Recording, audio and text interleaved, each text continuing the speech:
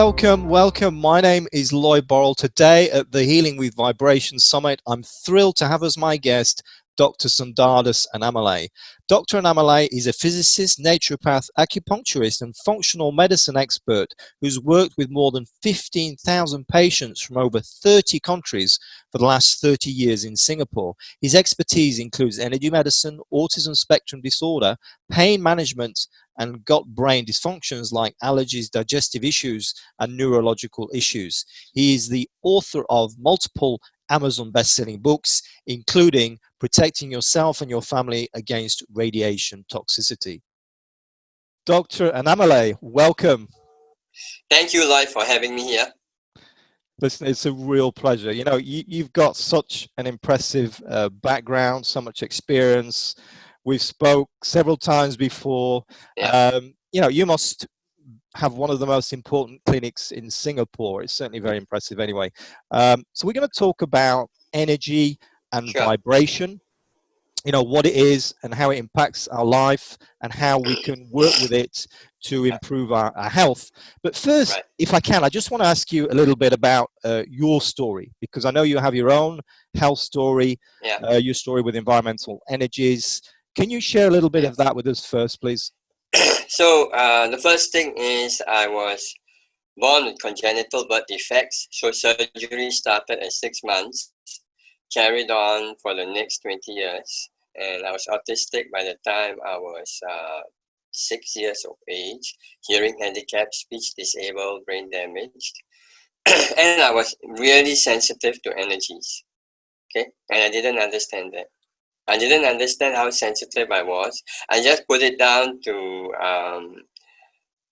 that was the way life was. But it took many, many years for me to actually understand that this heightened sensitivity to energies, to chemicals, to environmental stuff. And because, you know, when you're autistic, you don't really read social cues. So people were very strange to me. And what I was most aware about was energies. And if you're 6 years old or less, and you don't have the vocabulary, you do not have the framework and infrastructure, you don't really understand what you're picking up, right? And so I created all kinds of systems to manage things. So the whole thing was about keeping chaos low, manage chaos, right? And that's a really important point, because when we're talking about energy, apart from the physics definition of energy is the capacity to do work. You know, you go up and there's potential energy and you're on top of the hill and then you stumble down, your potential energy becomes kinetic energy and you are doing work. So that's one definition. The other idea about energy is structured information. All right. So it's structured information. So the enemy of structured information is chaos. So generally, we have two major forces in our physiology and biochemistry. Your body is trying to keep you alive, so it's structured, okay?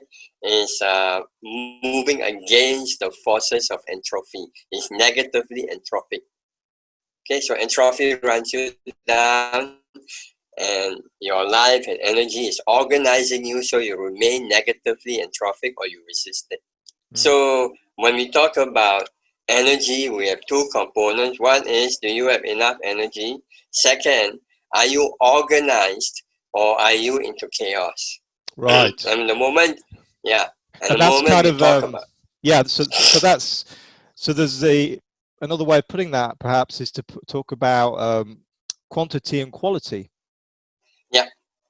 Because the first definition is about quantity, and a lot of people, when they think about energy, it's like, I haven't got any energy, you know, I'm low on energy, I've got no energy.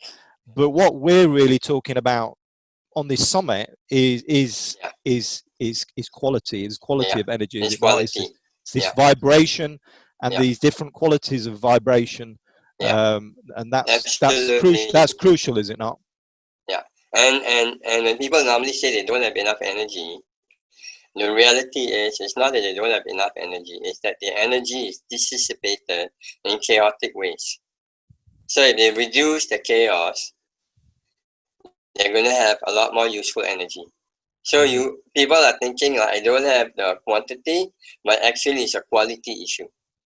And that's what we should, I'm going to be talking about when I talk about the different methods and issues and all of that. So only in very rare cases do you really have a quantity issue. Most often it's a quality issue. Yeah. Yeah.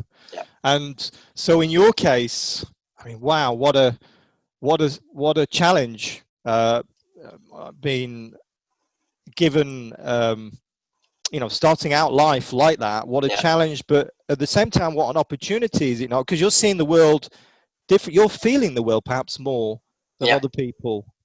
Is that fair to say?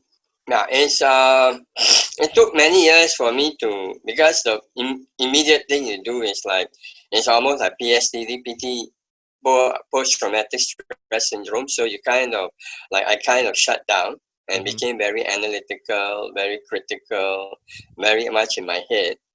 But there's a part of me that's still feeling everything. And so there's another part of me trying to make sense out of what I'm thinking and what I'm feeling. And that's one reason why my first degree was in physics. It was an attempt to make sense of the world, you see. And then as I got deeper into it, I actually began to recognize that what I thought of as a lack of sensitivity was actually the very opposite. Like, I was extremely sensitive, extremely aware. I didn't have the framework and the infrastructure to express it. So in order to defend myself, I shut down. Exactly. And that was a really interesting experience when after I finished my physics degree, I became aware of feeling things and all of that. And I remember being at a class where they were teaching energy healing. And suddenly my hand started vibrating over somebody's groin. It was somewhat embarrassing, if it vibrated over something else would be fine. By working on somebody vibrating over his groin, and I'm going, over his groin. What is this? Yes. And I'm not touching it, I'm just above it, and it's like vibrating, and the lady in charge looked at me, and she saw I was a little embarrassed, and she said, it's okay. and then there was this whole thing about, how do I make sense out of this? Okay, and how do I make sense out of it? And then I started, on one hand, I was doing a practice, I studied all this meditative stuff and all of that. On the other hand, I started going into the physics, chemistry, and biology. And there was a search of about 20 years, buying tons of equipment, measuring people, measuring their biochemistry, their heart rate, what was going on, measuring electrical currents and voltages. And just years and years of that, using, becoming a Reiki master, learning mind stuff, using light, sound, and making measurements before and after. And then the pattern started to emerge. And then I started realizing that I could actually feel all this stuff. And the machines were just validating what I was feeling. But without the machines, I wouldn't trust myself. Yes. Yeah. Yes. And this is the whole thing about, in Chinese and Ayurvedic medicine, they do pulse diagnosis. So I studied acupuncture and I did the pulse diagnosis. I want to just give you an idea of this because most times people talk about energy, it's very out there, but I want to make it really real and make it sound, and it's like you can walk into a room and the stuff you're feeling, your pulse, your biochemistry, the breath that you take, all of that is your body giving you signals. Can you interpret it, right? So in Chinese medicine, you feel the pulses and you can actually work out what's going on inside. And the joke was, when I studied with my teacher, I thought he knew how to do the Chinese system. And one day I asked him and he said, oh, I'm looking for fever. He didn't know how to do it. So I had this book, which was written by this really incredibly smart person. And he put down the pulses from the Chinese, Western, all the different systems. They were all down there. So I read that book day in, day out for 3 to 4 years. And then every day I would feel somebody's pulse. And one day I worked on somebody and I knew that he has stones in his kidney. Wow. Right? So I checked with him, and he said that yes, he had gone for blasting, and he had stones the previous year. And I told him, you need to drink enough water or it'll become an issue. Okay, so that was that, right? 9 months later, he woke up at 4 a.m. in excruciating agony, had to rush to hospital because the stones was jammed in his urethra, and he needed to do blasting to get it out. And you know what? For me, that was like proof. Yes. That was proof. Proof in your own capabilities. Yeah, I mean, not that you don't need a machine, but maybe you can detect things sometimes that machines can't. Yeah. And of course, there were other things, like biochemistry, physiology. I mean, I did so much body reading and all of that I walk by somebody and straight away I know about their hormonal status, their biochemistry, and And then there was this extreme sensitivity I told you about. So one day, this was when I was I finished my acupuncture training. I was studying to be a naturopath. I was in the bus, and there's this gentleman standing about maybe 3 feet away. I could smell him. I could smell him. I could smell his breath. I could pick up intestinal dysbiosis. I could pick up lung issues.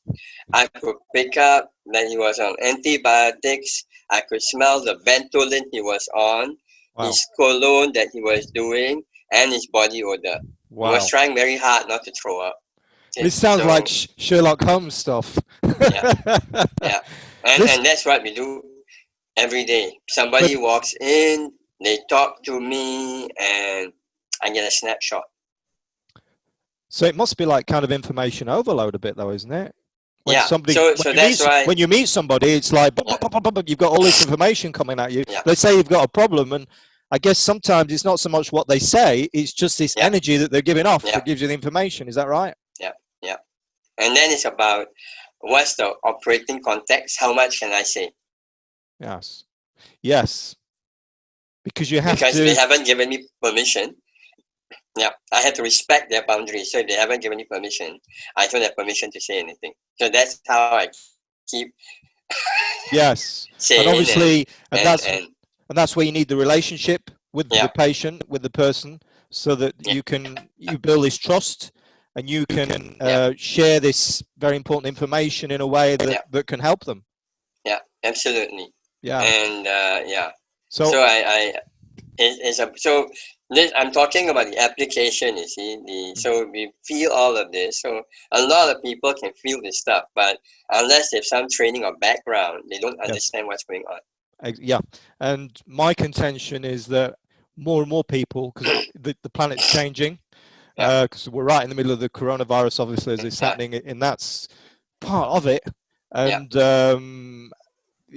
the official line, the story that we're being given, to me, is not the true story by any means.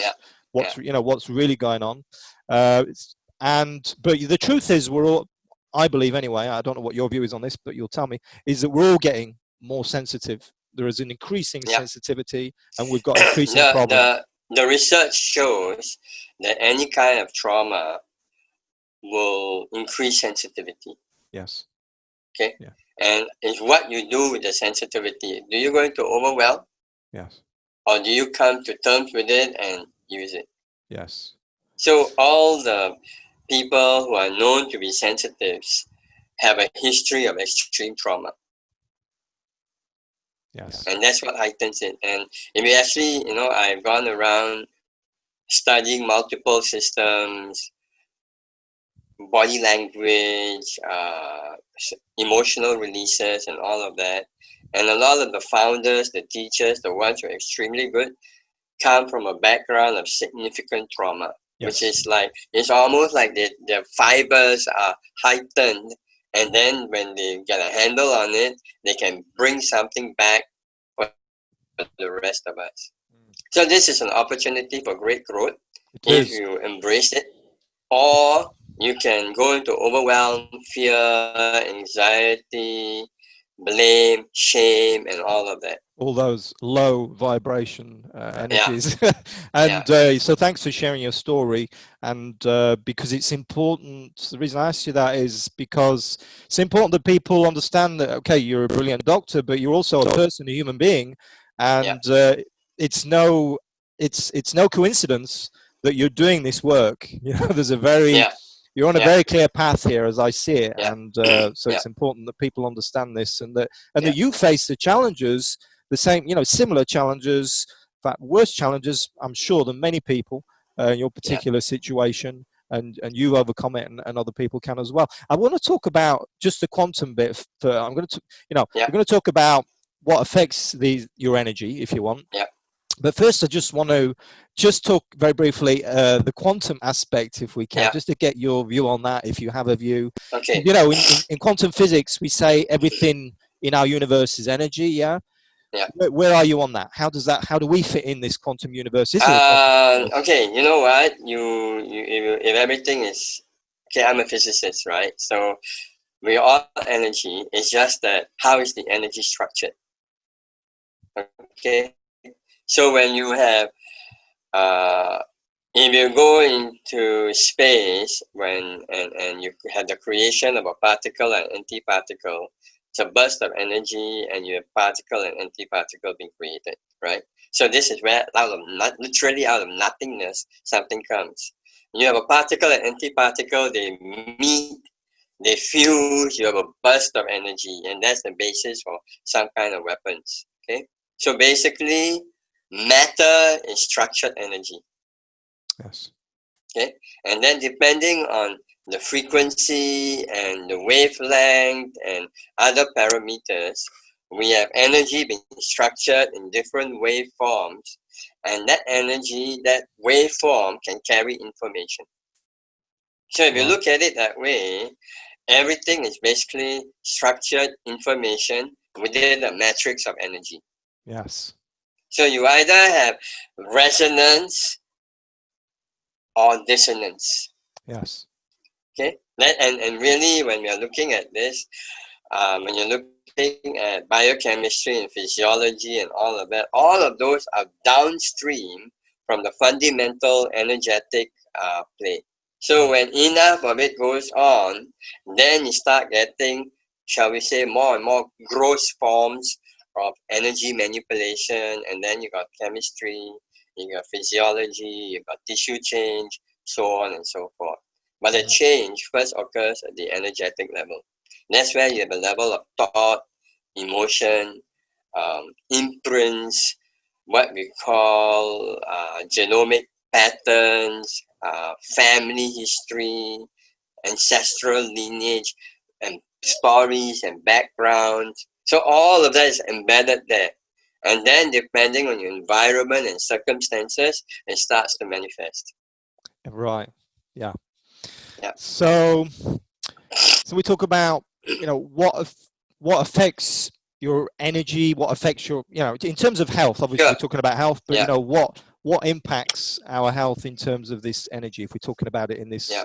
energy So paradigm. when I talk about what impacts our health, we are actually looking at, let's look at the current issues out there. We're looking at EMF and 5G.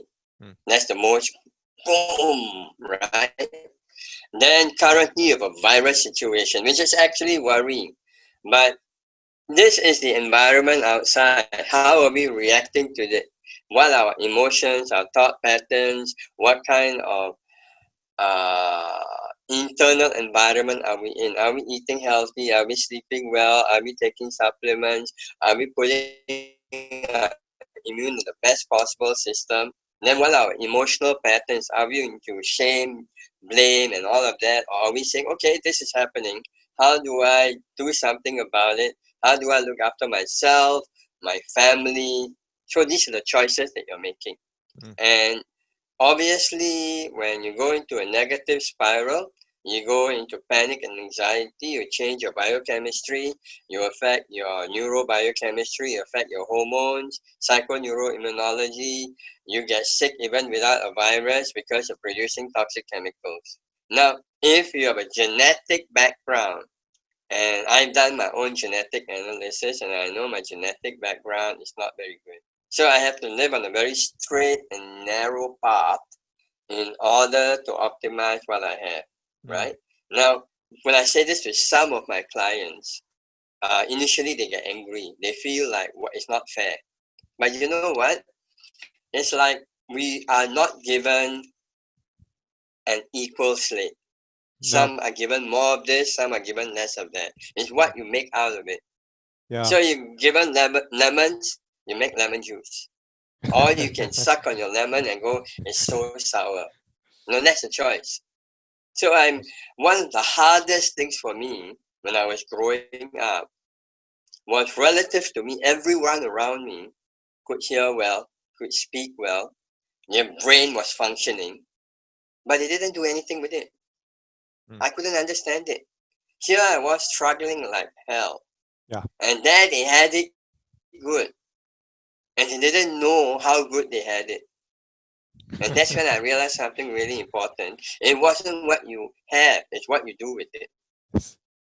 No, it's what you do with it. And I looked at every little bit I had and said, what do I do? If this is where I want to go in my life, what do I do to make this that much better?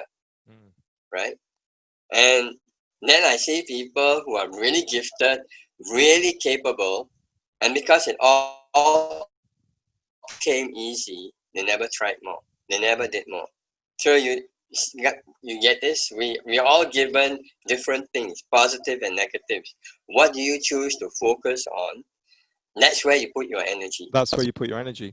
And I just want to, and I completely agree with that, by the way. And that's my take on things. I've also been around some very brilliant people. I couldn't understand why they didn't do more with their God-given talents, so to speak. But just I just want to get clear for the viewers. So you started off and you were saying, these energies that are impacting us, and you were talking about EMFs and 5G and the virus initially. Are you saying that they're the most important, or that's just part of it? No, those are the ones that are in everybody's conscious awareness. Okay, so I brought that up. Yes. But now I'm going to talk about the stuff I feel that's more fundamental. Okay, and even without 5G, even without the coronavirus, the major issues people face is dehydration. Yes. When you have cellular dehydration, and we've measured people, okay, we measure people on our machines. So when I say dehydration, I'm not saying, it's not like you're dehydrated. We measure you. We know exactly on a cellular level what's your level of dehydration. And dehydration, together with being hyperacid, is one of the leading causes for why things go wrong. And you actually can be dehydrated for many, many years before things happen. Okay? Yes. How do you measure that? What kind of machine do you use to measure that? One that looks at the water levels within your cells. There can be different ways of measuring that, but that's one of them. And if you do the right things, you can see the levels change. And when the levels change, they will actually report a heightened sense of health. Okay.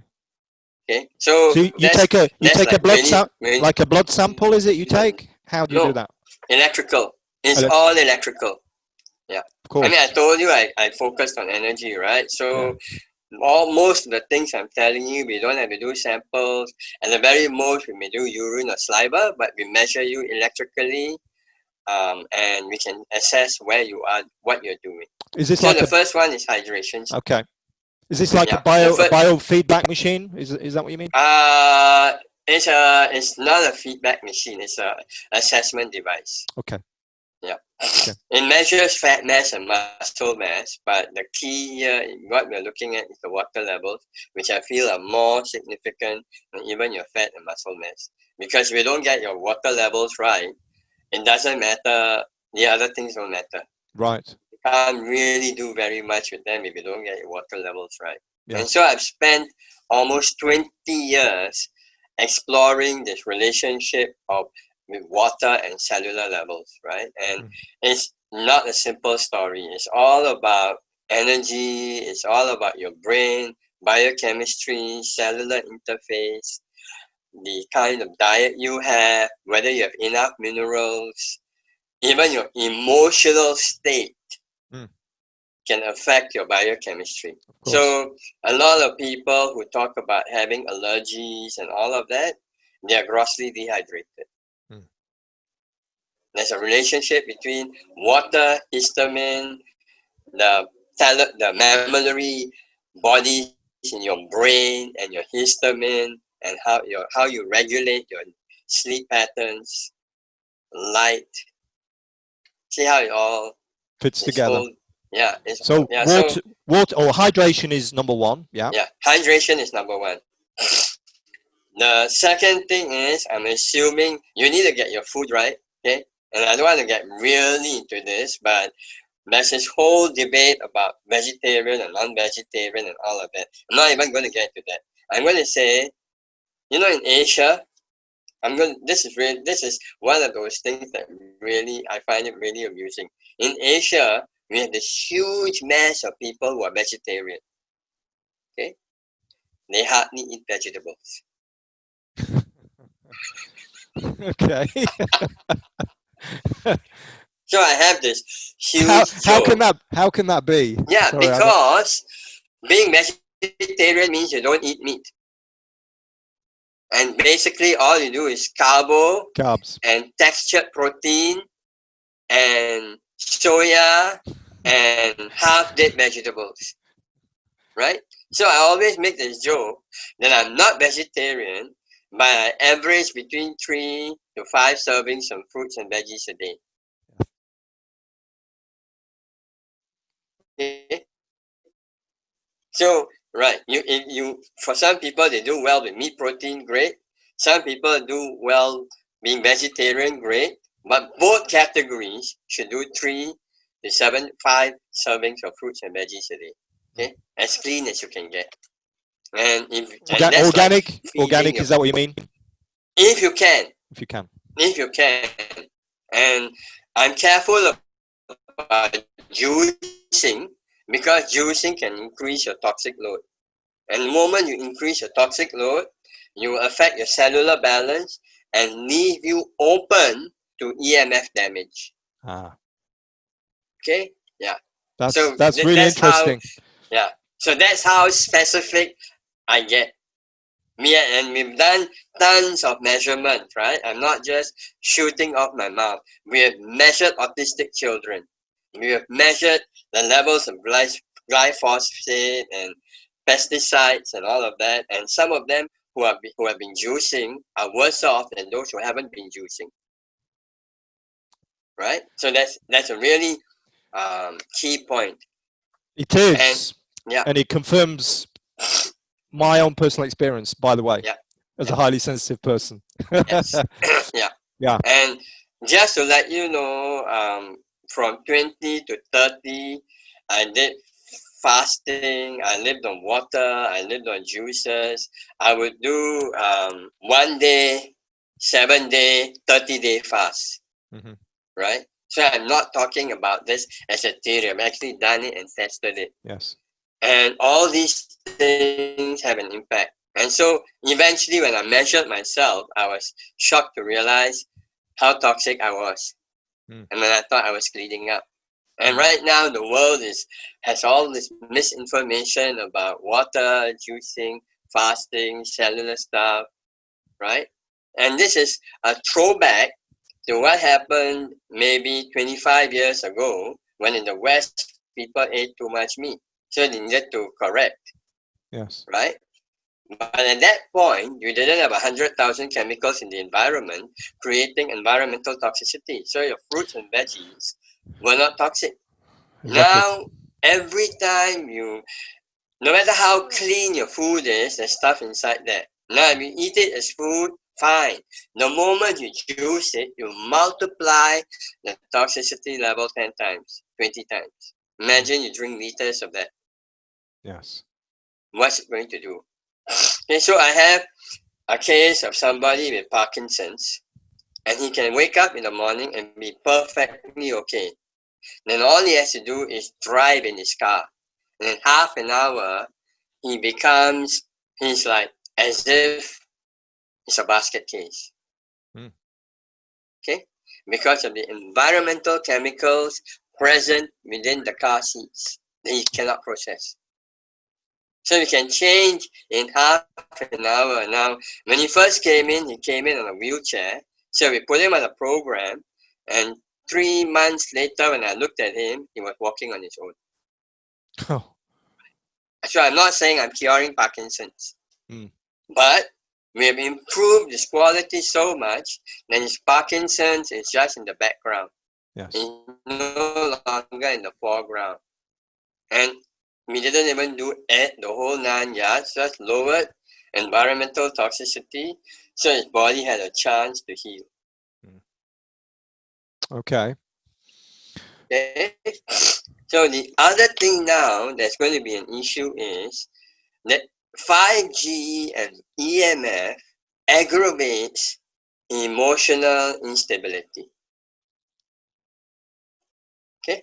So it aggravates emotional instability by playing havoc with your brain and your neurotransmitters. Yes. Right? So if you have toxic relationships, if you are keeping stuff down, you've been doing it for many, many years, you go through different cycles, and we have mapped all these cycles and what happens at different ages. And the really, what I call tricky age is between 42 to 48. Okay, and there's an entire 1 hour discussion. I talk about why that happened. But be as it may, at 42 to 48, I'm just going to talk about male first because females are more complicated. So the male goes through something called andropause. Yes. So his hormones go haywire. All right. Then there's a psychiatrist who wrote a book called Seasons in a Man's Life. And he talks about an important stage where at about 45, you realize that by your own terms, you are your failure. So the more accomplished you are, the more you have done, the more you feel at that point that you have failed to live up to your potential.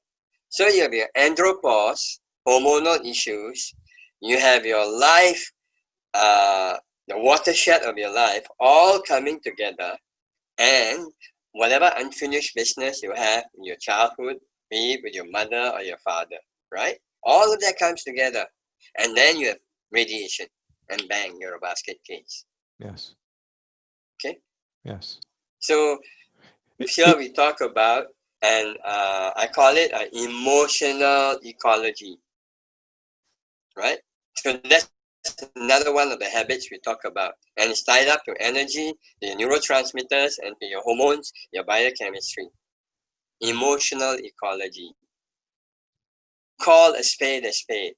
Be as real as you can with yourself. Take the opportunity to process stuff. Different people have different process. While meditation is useful, it's not the be all and the end all. So meditation just gives you awareness. It's what you choose to do with the awareness. Some people become aware, then they hide everything after that. I call them Sunday school meditators. So like you go to church or temple or whatever, and you are totally somebody else, and you go out and you're back to the way you are.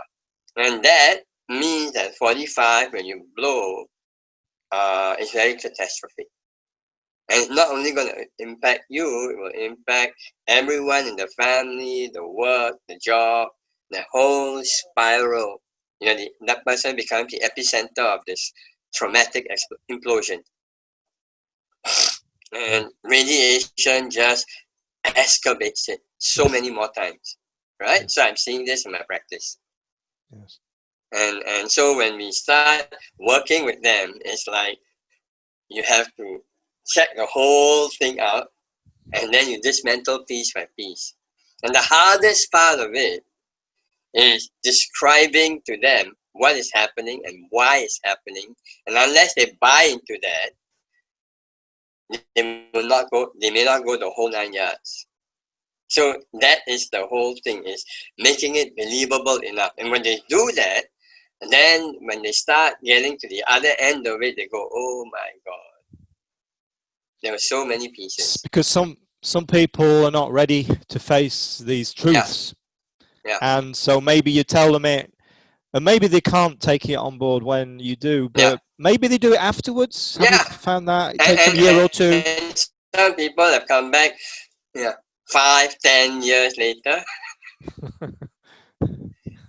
So I have people who come in and like this is just happening. This gentleman came in and he brought in his wife 10 years ago, and he was talking about her and all of that. He was a current client. I looked at him and I went, okay, stuff is going to happen between 8 to 10 years. And then I treated his wife and she got a lot better, went through emotional stuff. Okay, 10 years later he blew.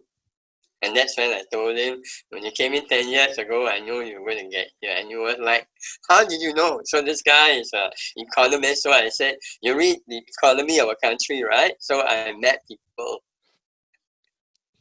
And when you're ready to talk, then we talk. Yes. Yeah. Yeah. Okay. So thoughts and beliefs play a big part. Obviously, hydration is a big one. Nutrition is important. Where you are in your life. You talked about women. You talked about men. You didn't particularly talk about women. Just want to. For women, everything you're talking about is trickier. But the trick is, women don't blow up necessarily at 45, because being more sensitive, they are more proactive. So they actually recognize something isn't working well. And so while men are reactive, I mean, I have this joke, right? I tell the guys, until a guy can't get out of bed, can't go to work, is in so much pain that he cannot move, unless these three things happen, he's okay.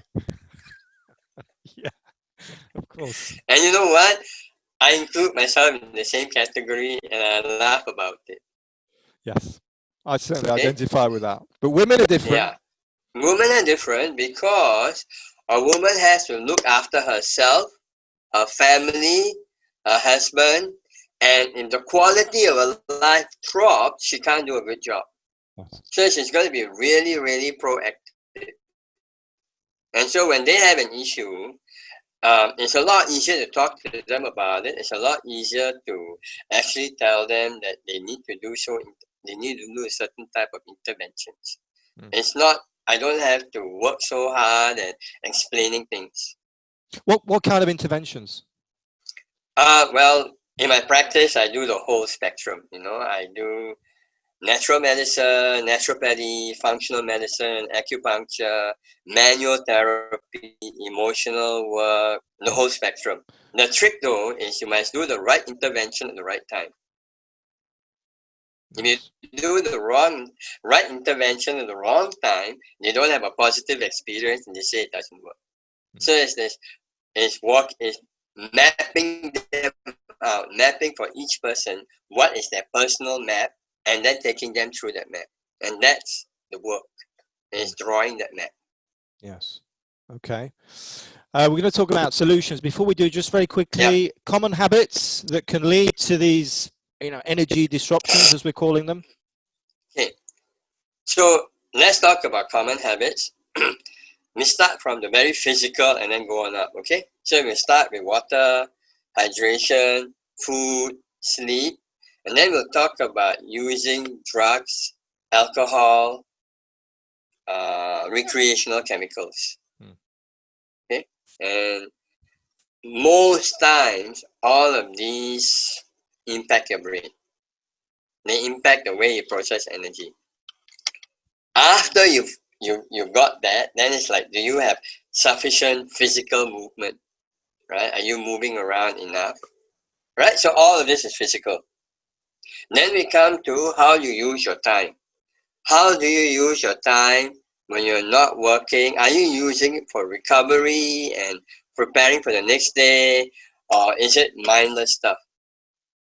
Because you're either recharging a system and preparing, or you're running it down. Yeah. There's no two ways. There's no like this is neutral. It's either recharging or running it down. Okay, and when you are below 35, your body will tolerate a lot of bad habits. After 35, it won't. So every one of these habits becomes either an asset or a liability. So that's the whole habit stuff. That's the your how you structure your time. Then it's about your relationships, and your relationships can be your biggest energy enhancers or energy suckers. Okay, so we talk about boundaries, and when people blow up at 45, one of the major issues that always comes up is their relationships with their family of origin and how it is impacting their current relationships and work. It's always family of origin stuff. And so let's talk about some really common stuff. One of them is the dutiful son or daughter. So you got to put up with all this crap from your parents, and so you end up putting up with crap from everybody else. Okay, or certain people can give you crap, and you will justify it. You have nice labels for it, but basically you're putting up crap that wears you down. Affects your brain, your biochemistry, affects your energy circuits, makes you less efficient, and when the push comes to the shove, when you most need it, you can't do it, and if it carries on long enough, you get sick. You can even develop autoimmune issues.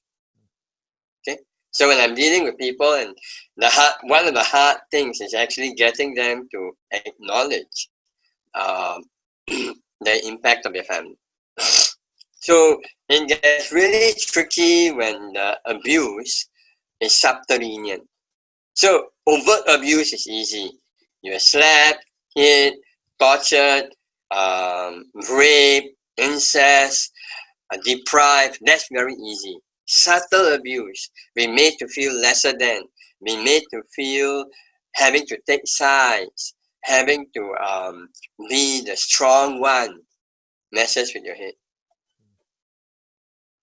And so when I'm talking to them about it, I'll just give you an example, right? So this lady is C-level executive. She's very accomplished, all of that. She's got rheumatoid arthritis. So when you talk to her about her life and the lifestyle, she talks about, I do my Pilates, I do my exercise, I've got it all figured out, right? First visit, huh? And then somewhere along the line is something to do with issue with one of our parents. Okay? First visit. Around the third visit, I told her, when you're lying down there up in your yoga pose, is your mind ever still? And that's when she looked at me and said, no, it's not. I'm obsessing about that parent. So it's always going on and on and on and on. You do that for 40 years, you push your cholesterol up, you exhaust the serotonin, you change your neurotransmitters, you affect your psychoneuroimmunology, and you come down with autoimmune disease. Yes. But it's so subtle. Now, unless somebody is actually, doing this forensic stuff and tracking it down and doing all the tests, it will never come up. They will just say, you know what, it's just a luck of the draw. You got an autoimmune disorder.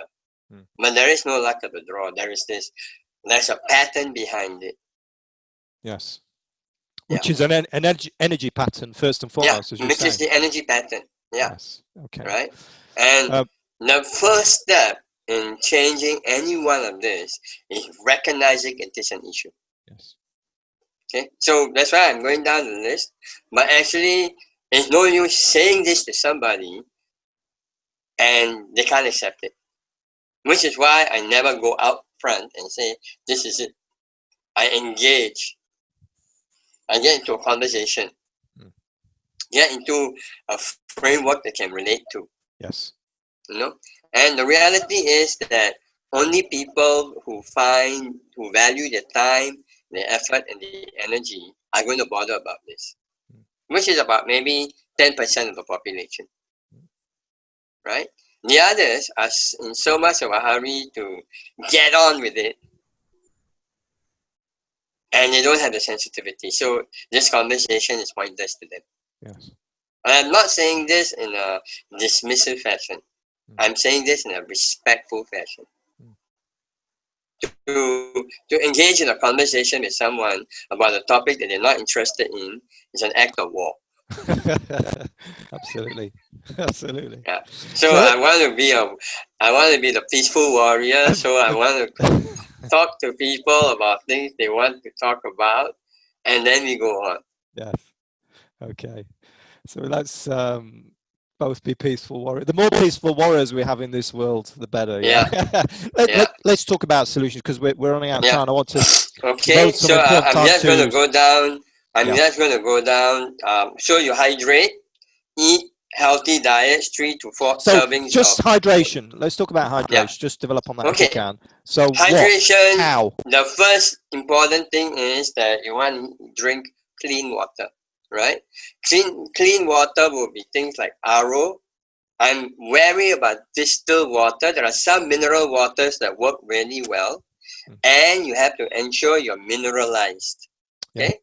Now, the other trick to hydration is the balance of fatty acids. Okay? Because your cell membrane has to be appropriately hydrophilic and balanced, otherwise it cannot absorb water. So because of the imbalance between fatty acids, there's too much vegetable fat and not enough omega-3. There's too much omega-6. So many people get dehydrated because not only are they not drinking water, but even if they're drinking water, if they are really being vegetarian and the fatty acids are in the wrong balance, they don't absorb water. Right. Okay. So for really complex cases, we do a blood test and we show them that. But the easier one is to ensure that you're taking some kind of fish oil, clean fish oil, right? Make sure it's mercury free.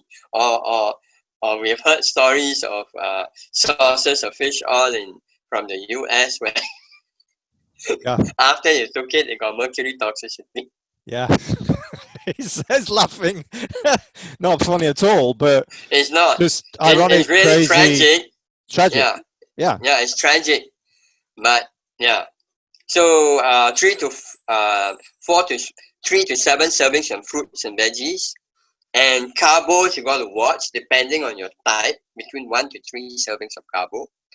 The other one is sleep hygiene. Yeah. Right? Sleep hygiene is crucial. And you want to be sleeping along a southwest direction. Southwest. Yes. Okay. Southwest direction. Southwest.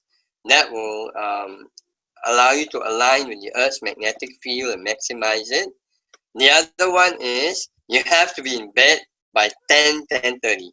Because from 10 to 12, your body is producing human growth hormone, HGH. If you're not sleeping, it doesn't work. Okay? From 12 to 2, your liver detoxifies. And if you're not sleeping, it doesn't happen. So I'm going to tell you that because my autism, I had major sleep issues. I had heart failure 12 years ago, and then I learned how to sleep really well. You learned the hard way. Just talking about that sleeping oriented southwest. Yeah. So any stories about that's worked, or science backing that up? Really think about it. Earth's magnetic field and supporting your magnetic field. Right. Not south pole. Well, you're going to support your magnetic field, or are you going to interfere with it? Okay? So we are not even talking about all the devices that we use to protect against radiation and all of that. This is just making use of the Earth's magnetic field, lining up along that. Okay. And of course, The other common issue is people go and do, they watch handphone radiation, yellow light, blue light, and what it does to your pineal body. So no computers, no handphones in your bedroom, no looking at YouTube videos, making sure that you wind down 1.5 hours before bed. Yes. Yes. Okay, and then obviously we've got devices like this, which can help. Yeah. Which can help. Yeah. But yeah. Yeah. We have to abide by that rule as closely as we can. Certainly. Yeah, absolutely. And then, so you look at your biochemistry, and then you want to have boundary containment of appropriate people. Okay, so I go back to the emotional stuff. So I'm going to give you a very simple tool to figure out who's appropriate and not appropriate. Okay, I call this the friend rule. Okay, so you go out with somebody who's supposedly a friend, and after 45 minutes, how do you feel? Do you feel like you're having a great time, or do you feel washed out? Is it a two-way exchange, or are you just pouring into his cup or her cup? Okay, so you want to look at all your relationships and ask yourself, am I pouring into your cup, or is it one way? So of course, professional relationships are different. They are seeing me for something, I'm doing something, but some of them, the effort, I have to make more of an effort. Okay, and that's part of the job. But after that, the kind of relationships I have with people, whoever doesn't fall into my cup, I minimize interaction. I'm practicing energy conservation. Right? So the stricter you are about that, the more available energy you have. So remember at the very beginning we had this conversation, and you said some people say I don't have energy. So I'm going to suggest it's not a quantity problem. It's a quality problem. They have so many demands on their prevailing energy that they cannot use it for what they want. And it's all the habits that we just spoke about. It's the coffee you drink, it's the food you take, it's the mindless videos you watch, and then the endless interruptions at work, conversations with people that you don't need to talk to, and you don't get down to what's important. Yes. Yeah. Yeah. Okay. Well, covered a lot of ground, obviously. Yes. And it is a vast subject. And we're really talking about health, obviously, here, very, generally, but we're talking it through about health the through energy this filter. Exactly, through in terms of energy, because as we're both all agreed, all the stuff I spoke about, I'm speaking about energy at different levels: the physical, emotional, mental, and it's about how you structure your energy. Either you structure it and it's in homeostasis and resonance, or it's running down, it's entrophic, and you're not in charge of it. Yeah. Okay. Fantastic. We're out of time. Any last words you want to share with the viewers before we close off? One of the most important factors behind protecting your energy is think of a very compelling, attractive future. Because otherwise, why do all this work? Yeah. Why get healthy and do all of this if you've got nothing to look forward to?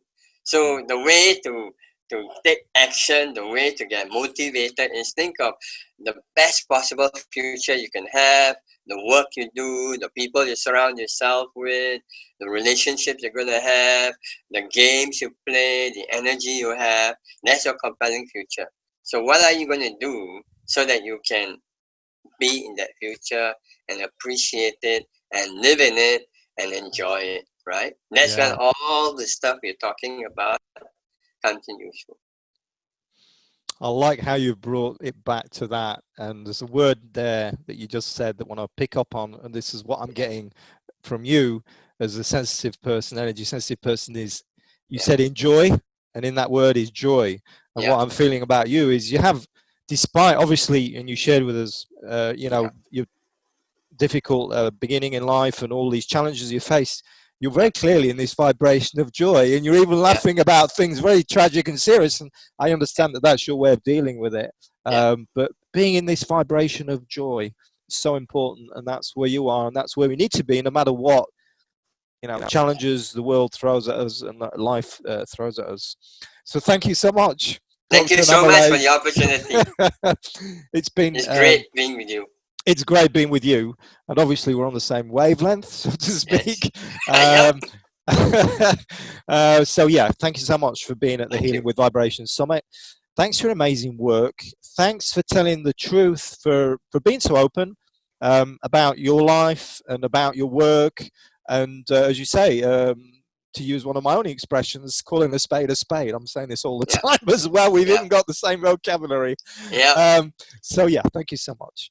Thank you so much. And to everyone that's watching and listening to this, thank you for your support. My name is Lloyd Burrell from ElectricSense.com. Thank you so much. Take care. Bye-bye.